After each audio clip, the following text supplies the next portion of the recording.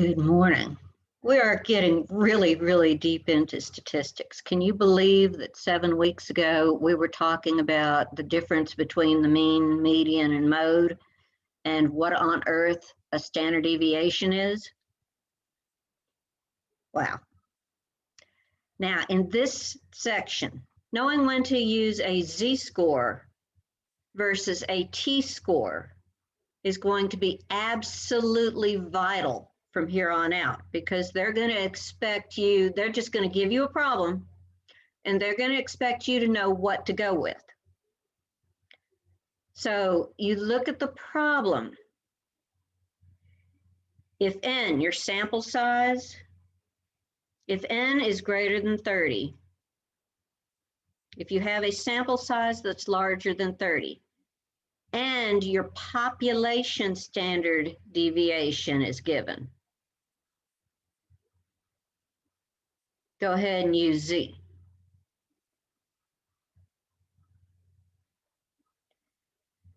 If the sample size is greater than 30, and I think this is greater than or equal to, but maybe they won't give us one that's exactly 30. If your sample size is greater than 30 and the sample and the population standard deviation is not given as part of the information, then you have to use the t-values. T is a broader evaluation. And so as your sample gets really, really large and it's closer and closer to a normal distribution, the t-values actually get really close to Z, and they will gradually merge into Z. But with the smaller samples, use T because it's not quite as exact. Just like with smaller samples, instead of the entire population, you use S for the standard deviation, where you divide by a slightly smaller denominator, n-1, because that gives you a slightly larger standard deviation, which is less exact.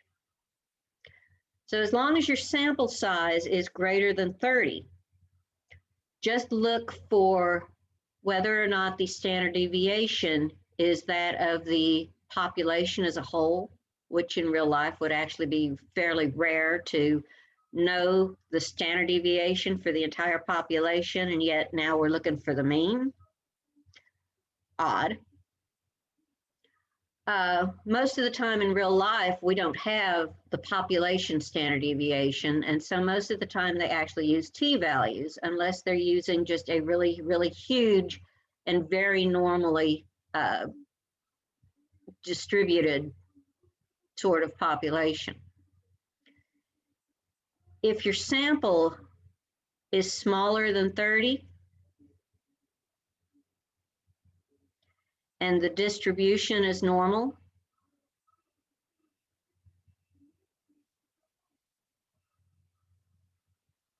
it'll say such and such is normally distributed. And that means that if you graph it, you get a bell-shaped curve. If the distribution is normal, but you're using a small sample size, then again, you have to use your t-values. If the sample is smaller than 30 and the distribution is not normal,